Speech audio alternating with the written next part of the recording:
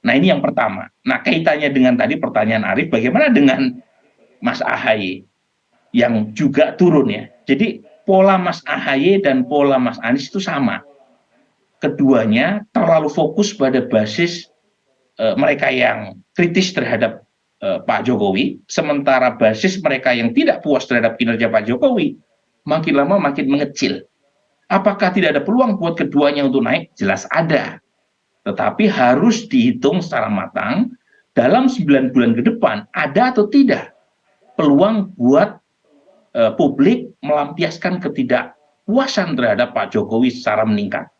Nah, satu-satunya variabel yang punya korelasi sangat kuat terhadap variabel kepuasan terhadap kinerja presiden adalah inflasi. Jadi kalau inflasi tinggi, biasanya ketidakpuasan meningkat. Karena otomatis ya kemampuan publik untuk membeli harga bahan-bahan pokok menjadi menurun. Tapi kalau inflasinya masih terjaga di kisaran 5%, itu kabar buruk tuh buat mereka yang mengharap ketidakpuasan terhadap kinerja presiden meningkat.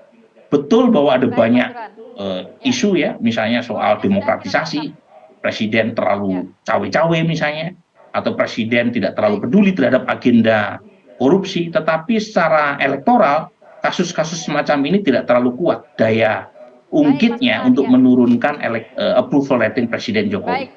Nah ini yang menjelaskan kenapa approval atau dukungan terhadap Mas Anies maupun Mas Ahaye turun di saat approval rating Presiden Jokowi meningkat. Dan saat yang sama, ya Mas Burhan, Mas Umam, kalau melihat tadi sudah dikatakan bahwa Anies ini fokus antitesa Jokowi, hanya melihat mungkin suara-suara yang mungkin di basisnya Pak Prabowo begitu ya. Sedangkan Pak Prabowo ini bisa mendulang suara dari dua pihak. Tadi yang sempat saya katakan double track kandidat begitu.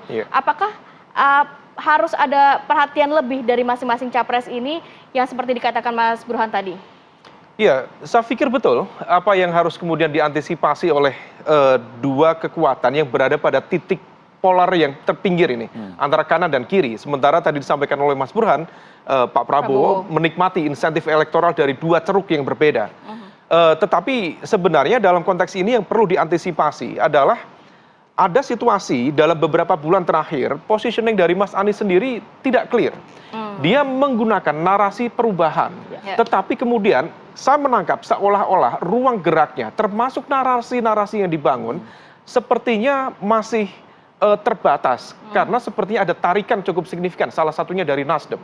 Nasdem sendiri diakui atau tidak sebelum penetapan Pak Joni Plate sebagai tersangka ada semacam kegamangan di sana, dilema di sana untuk berhadapan-hadapan secara diametral dengan pemerintah dalam konteks berbagai isu kebijakan publik, tapi di saat yang sama ingin mengamankan positioning itu sehingga ada diakui atau tidak ada potensi atau kecenderungan bermain dua kaki. Nah inilah yang diakui atau tidak menyandra positioning Anies Baswedan ketika dia menggunakan narasi-narasi itu masih relatif terbatas. Jadi nggak bisa sprint ya Mas Umam? Tidak bisa sprint. Oleh karena itu kalau misal kemudian dia bisa lakukan itu, maka sebenarnya gerusan terhadap basis pemilih loyal Pak Prabowo sebelumnya bisa terjadi cukup signifikan. Nah adapun kemudian tadi tambahan insentif elektoral, let's say misalnya dari Mas Ahaye, kalau misal itu dianggap sebagai bacawa pres yang paling signifikan untuk mendampingi Pak Anies, mungkin salah satu penjelasan alternatifnya adalah narasi Anies Ahaye itu sudah lama disampaikan.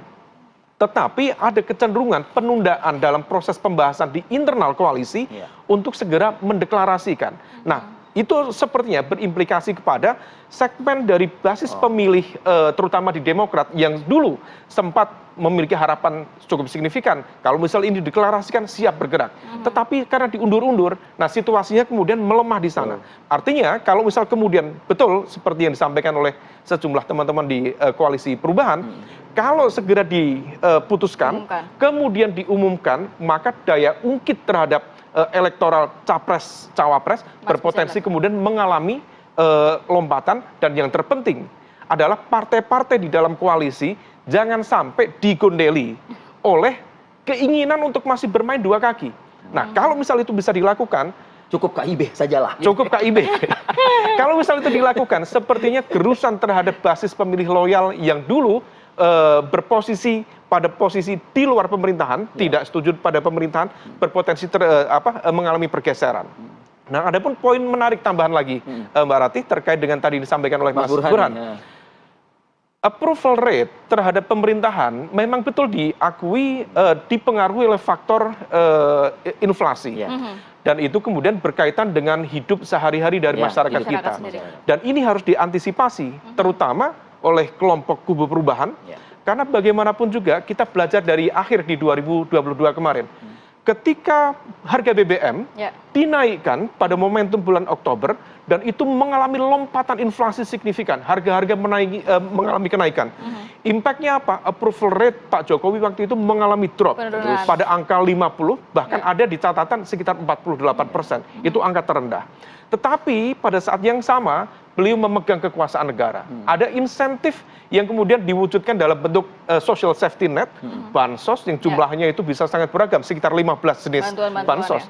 Dan itu pada akhir periode tahun, biasanya proses pembelanjaan itu atau government spending itu cukup signifikan. Salah satunya menggunakan instrumen bansos. Dan itu dilakukan pada Oktober, November, Desember. Dan kita cek pada awal 2023, yang asalnya drop mengalami lompatan signifikan. Nah, ini harus diantisipasi karena pelaksanaan pemilu adalah 14 Februari.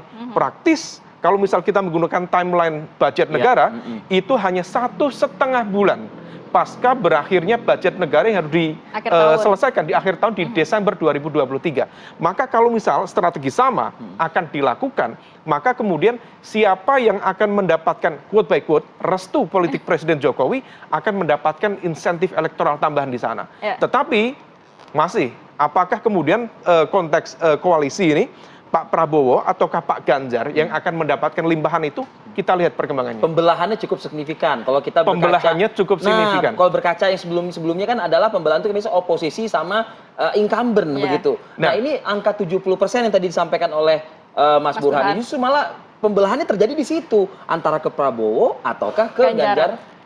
Seperti itu. Sepertinya situasi itu, Mas, salah satunya dipicu oleh adanya semacam dilema di dalam koalisi-koalisi partai di pemerintahan.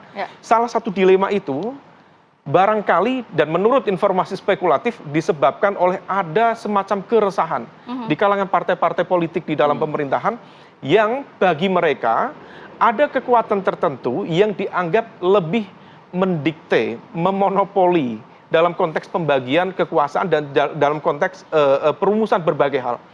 Nah, itulah yang kenapa terjadi kemudian ada kecenderungan ketika satu partai mendeklarasikan, partai yang lain kemudian mendeklarasikan, tetapi di saat yang sama kita juga agak unik. Mengapa partai-partai seperti PKB, Golkar, termasuk PAN, ada semacam gap komunikasi, keengganan untuk melakukan political approach kepada PDIP. Ini berbeda situasinya dengan dulu di 2013-2014. PKB dengan senang hati mendeklarasikan Pak Jokowi waktu itu. Nah, kemudian Golkar juga sama, Nasdem juga sama waktu itu. Nah, dalam pasca pendeklarasian Pak Ganjar memang ada ekspektasi serupa. Ketika dideklarasikan akan ada merangsek dukungan. Tetapi ini situasinya berbeda. Inilah yang kemudian pertanyaan dan juga kita bisa memahami. Misalnya kenapa Pak Hasto kemarin lebih aktif datang, ini jemput bola, mendatangi Caimin di kantor PKB. Ini bukan lagi kemudian menunggu kedatangan, tapi jemput bola. Artinya apa? Ada situasi yang berbeda. Dan terkait dengan tadi, proses koalisi ini dalam proses negosiasinya agak alot. Karena sepertinya teman-teman di PDIP sedang berhitung. Ada keresahan juga di internal PDIP. Mereka berkuasa, mereka menang, tetapi ada perasaan ada kekuatan lain yang berkuasa di pemerintahan. Nah, itulah kenapa kemudian ada klausul yang disepakati menurut informasi spekulatif bahwa penentuan bacawa pres mendampingi Pak Ganjar akan ditentukan oleh PDIP. Dan satu lagi, konon kabarnya pembagian portofolio pemerintahan ke depan kalau Pak Ganjar menang juga PDIP harus dikonsultasikan secara ketat dengan PDIP dalam konteks ini Bu Mega. Artinya apa? Situasi ini membuat partai-partai merasa tidak equal. Tidak equal. Sehingga kemudian ada kecenderungan kenapa kita tidak di-treatment secara equal, secara setara. Nah, inilah yang kemudian sepertinya menjadi salah satu hambatan serius dalam proses negosiasi, kompromi, pembentukan di koalisi selanjutnya. Masih ada waktu beberapa bulan lagi untuk kita melihat bagaimana dinamika dari Pilpres 2024 ya. Terima kasih banyak Mas Umam, terima kasih. Mas Rati, Mas Arif, kemudian juga Mas Burhan Mas sudah berbagi informasi pada pagi hari ini. Sehat selalu. Assalamualaikum.